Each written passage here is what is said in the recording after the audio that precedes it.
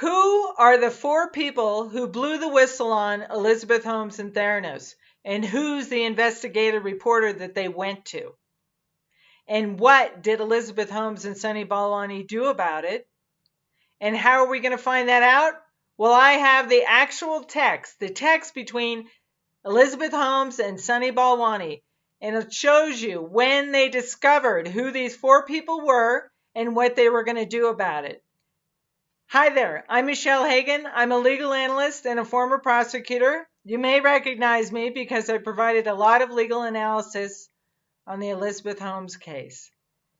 Thank you very much for all your comments. I put this channel together because so many people reached out to me and said, Michelle, where can we get more of your legal analysis? Well, here it is. So keep sending your questions and your comments. They're great. I want to know what you think because this is simply my opinion. In this video, I call the whistleblower text because we're going to be looking at the text between Elizabeth Holmes and Sunny Balwani. So sit back. Grab a cup of coffee or tea. We're going to look at several pages of text between the two of them. Do you got any ideas who the four people are, who the investigative reporter is, and what this is relating to? So let me quickly give a little background in case somebody popped on to this channel and doesn't know who Elizabeth Holmes is. So Elizabeth Holmes started a blood testing company, and in January of 2022, she was convicted of 4 counts of fraud relating to misrepresentations made regarding her blood testing technology and the misrepresentations that were made to 3 investors. And this text shows you that they were trying to stop and do damage control when these whistleblowers went to the investigative reporter. So please do subscribe. Please share and like. Please leave a comment and please leave your questions. I look forward to reading them. All right, so let's get started. So,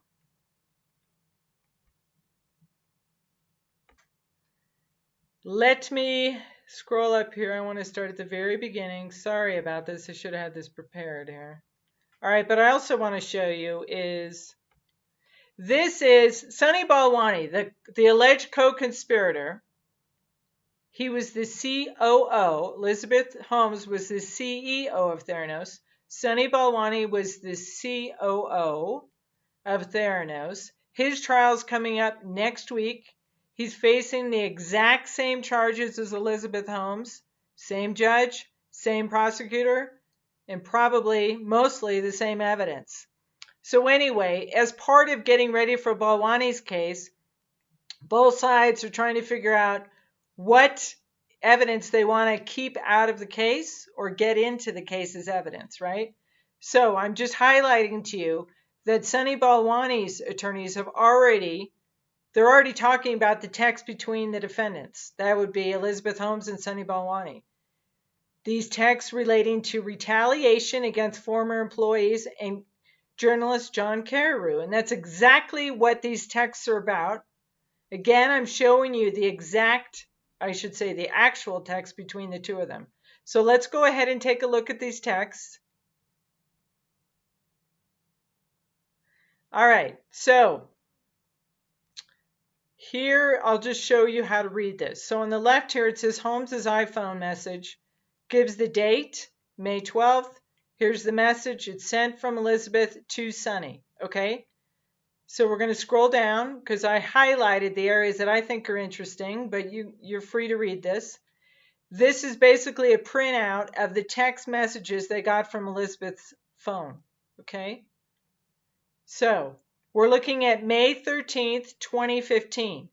Now, the Wall Street Journal article that blows the lid off of Theranos, that comes out in October of 2015.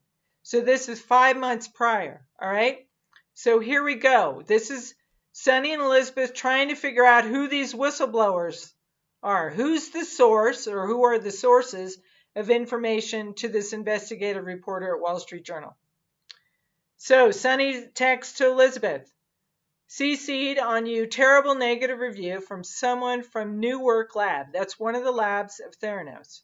Probably the bugs lab working on getting that removed. Sunny's working on getting that negative review removed. Again, damage control. They don't want any negative things said about Theranos.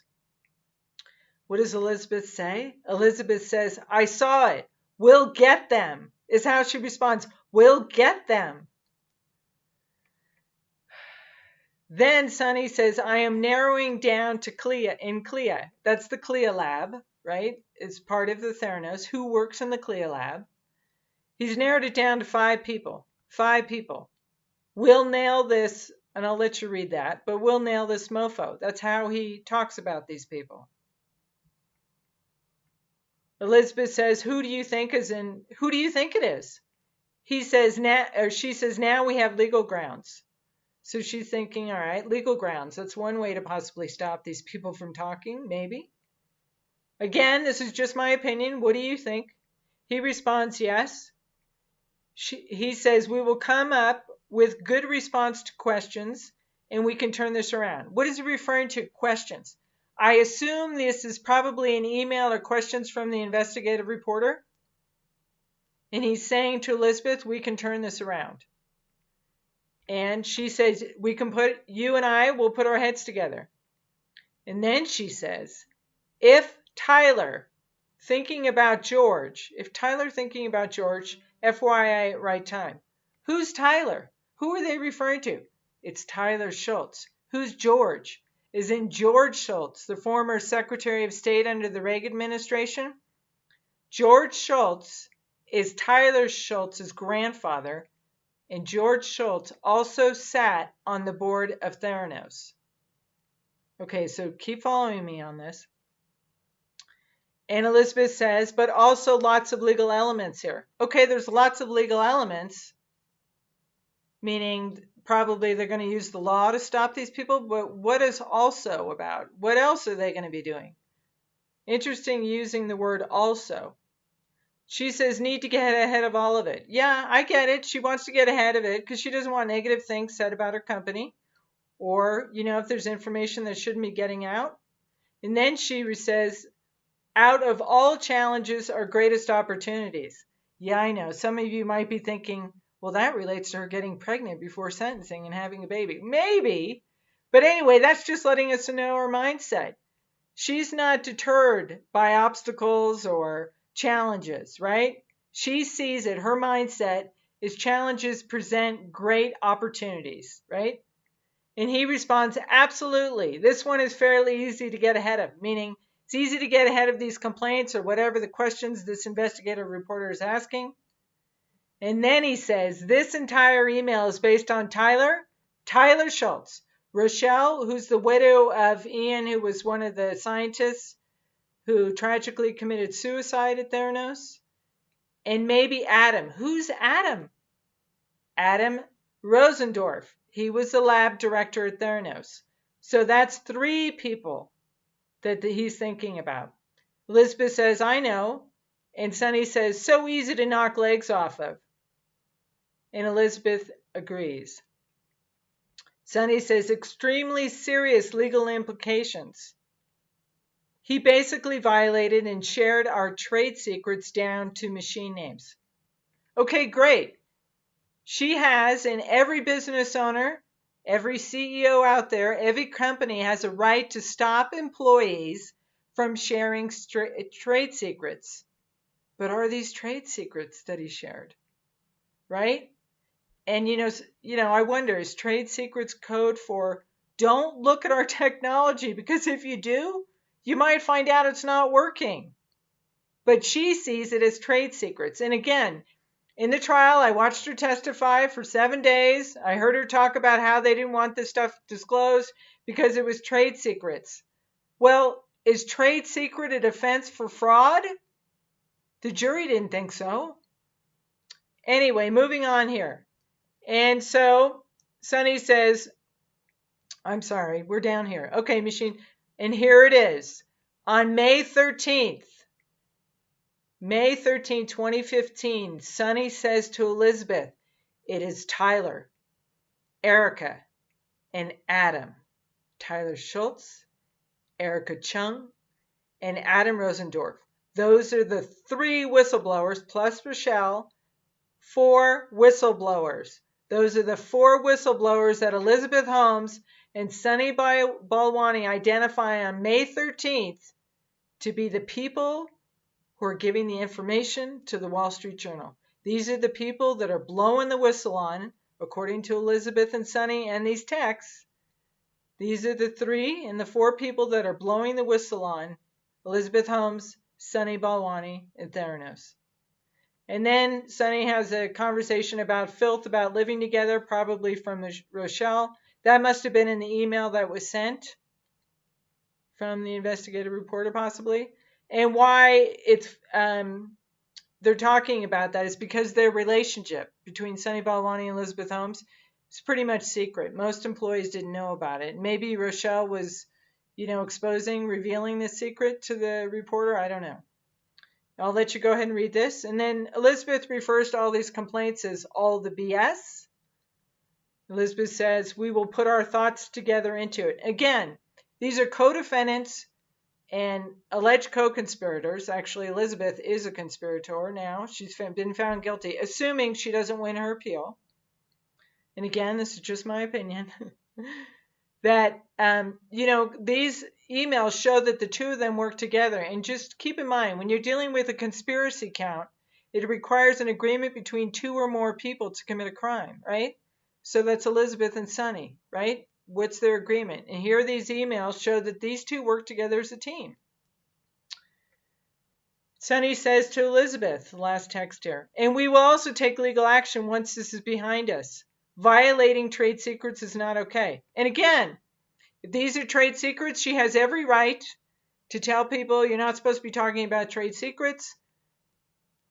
Send out cease and desist letter telling them to stop doing that. That's why you see, a lot of these clauses in employment agreements. They don't want employees walking off with all their proprietary information. All right, so again, their conversation continues. And Sunny says, but we know it's these 4 people. So he's confirming a couple hours later that we know it's all these 4 people. She says, without question. Without question. So she knows it's these 4 people. She says legal likely as part of it. Okay, if legal's part of it, I assume that's when you bring in the lawyers to send out the letters. But what's the rest? As part of it, what's the other part? What else are you going to be doing to these whistleblowers? That's what I'm thinking. She says, but we have to talk about too. So they have to figure out what their strategy is, how they're going to be dealing with the whistleblowers. Again, I'm just guessing here. You tell me what you think. She says for sure. And he says most likely 2 plus Rochelle. Again, he's confirming 2. It's probably Tyler and Erika and Rochelle. And Rochelle, we need to sue for defamation. Sunny, I'm sure he's referring to defamation, meaning there must be something that he believes that Rochelle said that was false and that was damaging and harming their company or their reputation. That's what defamation is. Okay, let's keep scrolling here. And Elizabeth says, this whole thing that we have to respond to liars is ridiculous. This whole thing that we have to respond to liars is ridiculous. She sees all these people as liars. Well, the jury didn't see them as liars, okay? And she says, and he assumes them to be true. Who's he and who's them? I think he is the Wall Street Journal. She's saying the Wall Street Journal reporter assumes that these whistleblowers are telling the truth. And Sunny says, which is why knocking the legs off one at a time is best way. For instance, he doesn't understand AAP and made the comment. I think he's referring to the Wall Street Journal reporter. That was Tyler, as you know. So again, this is confirming that Tyler's somehow they're deducing that Tyler is the source for the Wall Street Journal reporter. Adam actually understood, and both Adam and Mark Pandora created a PowerPoint to educate the lab on AAP after this stupidity. So again, Sunny sees Tyler's complaints as stupid, I guess. Maybe that's how I read it. How do you read it? But Tyler never did, so this is why it is him. So again, this is confirming in Sunny's mind that Tyler is definitely a whistleblower. And just to give you a little background, several months prior to this, Tyler had sent an email. This came out in the trial. Tyler had sent an email to Elizabeth, putting out his complaints and asking questions and wanting more information. And one of Tyler's supervisors reached out to him and had a meeting with Tyler and tried to explain to him their calculations, right? So he would understand. I think that background is probably another reason why Sunny and Elizabeth decided Tyler had to be a source to this Wall Street Journal reporter. And then Sunny also says, the comment about vitamin D and CV. The CV calculations we actually have now submitted to the FDA, the Food and Drug Administration. So that's another leg chopped off Carreyrou. So again, the investigative reporter at the Wall Street Journal is John Carreyrou. John Carreyrou wrote a best-selling book called Bad Blood, which I'm sure many of you have read. So anyway, this is Sunny saying to Elizabeth, okay, here's one thing we can eliminate. We know it's Tyler, so we know how we're going to deal with Carreyrou and his questions. She says, I know. Then she says, we need to send legal letter to him. Who's him? Is it Tyler they need to send a legal letter to, or is it John Carreyrou? Or is it someone else? So let's read on here. Because we never sent the one on his comment about confidentiality. I'm pretty sure they're referring to Carreyrou, the Wall Street Journal reporter. Sunny says, yes, but this time it should go beyond a letter. First letter should be cease and desist, exactly what I said. Stop doing what you're doing. Don't give out, proprietary company information. Don't do that. We want to stop you from doing that. Could be legitimate, We will analyze more and then reach out to him. I think that means reaching out to the reporter. He is probably burning in coals because George talks about you. Okay, I think the reaching out meant to Tyler because he is burning in coals. What does burning in coals mean? I'm not hip, so I think that means that no one's listening to him. He is burning in coals because George talks about you. George Schultz talks about Elizabeth, and they don't listen to Tyler, and his parents are on coals, and he is on coals. So I guess that's what that means, that no one listens to Tyler's complaints, and no one listens to what his parents say, because George listens and talks about Elizabeth. I think that's what that says. Elizabeth says, I thought exactly the same. So I guess they assume that George is on their team and he's not going to be listening. Secretary Schultz is not going to be listening to his grandson. And then Elizabeth is trying to figure out, is this stuff about you and me? Again, it's the relationship that they've tried to keep quiet, right? Or it's been secret. I don't know. Yes, that's probably Rochelle or Tyler, but most likely her. So they're saying that Rochelle's probably the one who's talking about or exposing their secret relationship. All right, Sunny says, this is interesting. And you will not dignify her comments or this tabloid journalism. I guess that relates to John Carreyrou with the Wall Street Journal. They're saying he does tabloid journalism. Shocking that this guy thinks he has the right to ask this question for WSJ, Wall Street Journal. Shocking. Shocking that an investigative reporter would be asking questions. Elizabeth says, I know. And then Elizabeth says down here, also worth going through emails to self to see if I'm sure she's looking to see if there's any other emails between any of these whistleblowers that may or may not be used against them. I don't know. We reviewed with Brad. I think Brad is their in-house attorney. I'm not sure, but I'm sure you guys will let me know who Brad is. And then Sunny says to her, focus on what's in front of you. This crap we will deal with when you are here together. So again, they're talking about they're going to come together. They're going to huddle and figure out what their strategy is to deal with these whistleblowers. We have a good strategy that we discussed last night, right? So they're working together here to deal with these whistleblowers. And then on June 26, 2015, Sunny texts to Elizabeth, I am okay sending letter to Erika. What letter? What are they sending to Erika? I'll get into that. I'll get into the letter that they sent to Erika. It's very interesting. And Erika told us all about it when she was on the stand in Elizabeth Holmes' trial. And then Elizabeth talking about meetings will be great. I guess they're meeting with people. Sunny says home run regarding the meetings. Why is it a home run? Because he says they said they will help us with this smear campaign. Who is they? Who is they? And what is the smear campaign?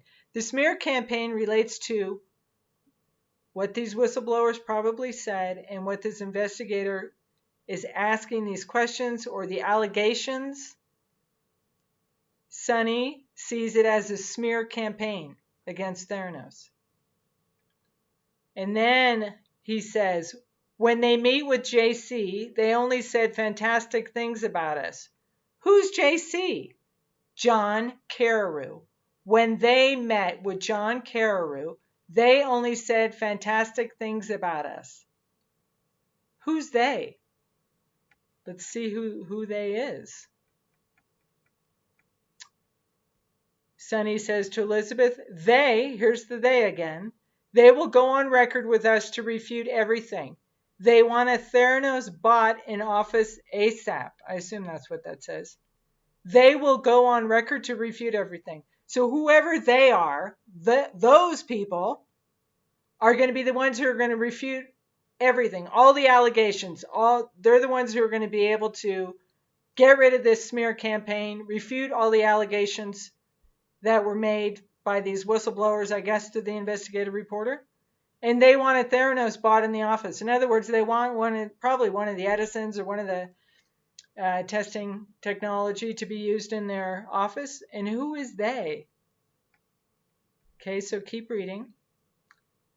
Here's the final text. I don't want to keep this too long here.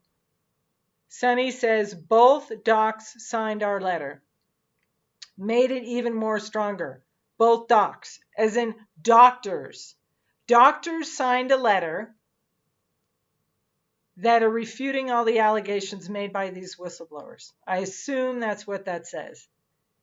Made even more stronger. So Sunny believes that whatever letter they put together refutes the allegations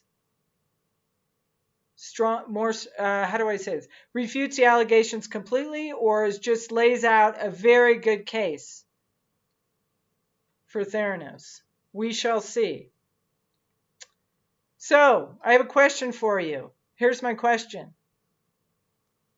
When Elizabeth was on the stand, and in her case, they talked about trade secrets, right? Trade secrets was the reason they didn't talk about their technology when she went to the conferences, and that's exactly what she's saying here, is that whoever these whistleblowers are, they violated,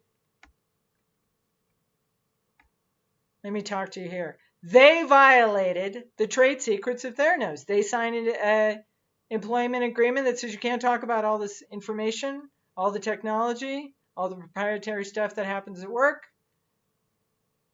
And that's why she wanted to send out a cease and desist letter. But my question is to you, is it really a trade secret? I mean, can you use trade secrets as a defense to fraud, as to cover up fraud?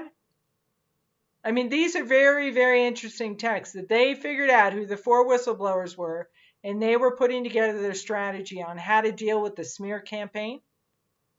But Elizabeth said, we'll get them. So stay tuned. I'll have more videos, and I want to thank you very much for subscribing.